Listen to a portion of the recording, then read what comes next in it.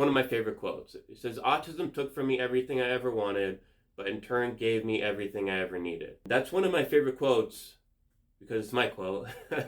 I'm pretty proud. I like quotes. I think it's a pretty cool quote, but it rings so true because in my isolation, yeah, I had everything taken away. I wanted to go to school, but the school district wouldn't help me succeed in the environment. So I lost contact with my friends. In my teenage years, when I was 16, 17, 18, I remember pretty much every weekend I would go into my bedroom and cry on the floor because I had an older sister. I knew what teens were doing on the weekends. They were hanging out with their friends. They were on a journey of self-discovery. I didn't have any of that. Only person I had to get to know was myself.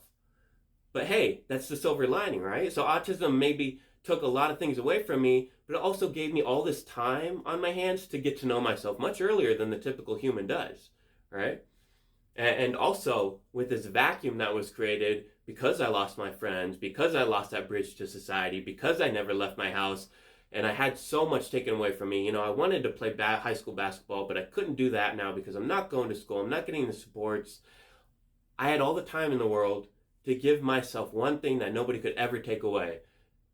And that one thing is knowledge.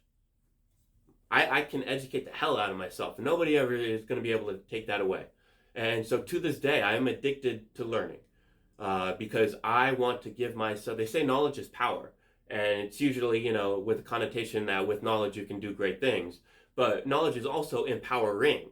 It makes you feel better about yourself. When we learn more about ourselves, we learn more about the environment outside. We are a microcosm of the macrocosm, so to speak. We are a mirror of this world. So the more we learn about the outside world, the more we learn about ourselves and vice versa. And when you have that knowledge, that awareness, that nobody can ever take that away from you. So when you're at your lowest, you can always say, I still have that within me, and I'm going to continue to learn and move on, and I'm going to learn from this difficult experience to gain even more knowledge. Because those who suffer, let's be honest, they learn a hell of a lot. Suffering is the best teacher out there.